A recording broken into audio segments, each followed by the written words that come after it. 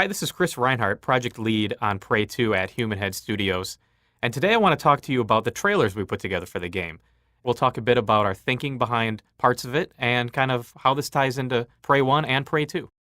So when we first started working on the reveal for Prey 2, we knew we wanted to do something that was going to connect Prey 1 and Prey 2, and also some way that we're going to reveal our new main character, Killian Samuels, who's a U.S. Marshal on this airplane. You'll see in a minute here, you see Killian walking by with his prisoner. So there's a connection here. There's a strong connection to the first game, because you'll remember there's a part where Tommy from Prey 1 comes across this airplane, and he sees the entire airplane grabbed, pulled onto the giant spherical mothership that's orbiting around the Earth. He sees this entire plane grabbed, and it's smashed. And the aliens go in and pull out all of the people.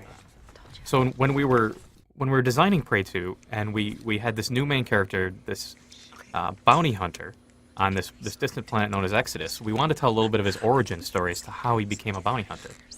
So we batted around a bunch of different ideas, and one of the things that really resonated with us was this idea that he was on that airplane, because that was a really memorable moment from Prey 1. So we're like, well, that fits perfectly. We can have Killian on this airplane as an air marshal.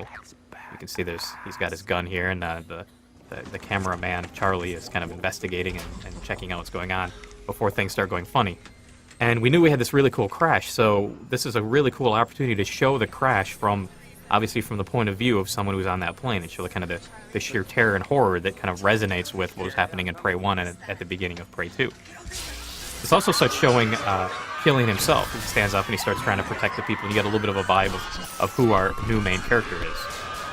So the other thing is this gives us an opportunity to show some of the other connections of the hunters. Now, some of you who played Prey 1, you'll remember the hunter who was one of the main bad guys you fight. So there's a hunter that portals onto the airplane and starts attacking the people, and obviously starts causing some serious chaos and havoc.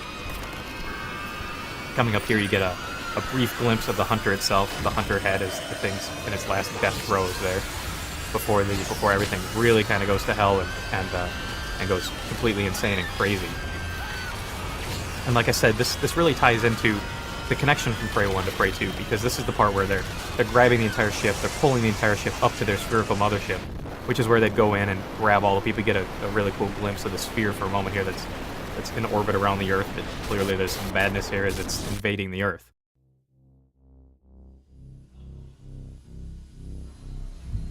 So then, when we're revealing the game at E3, we want to put together another trailer that told more of the story of what happens to Killian after this intro part, after the plane abduction, and after he finds himself on the sphere.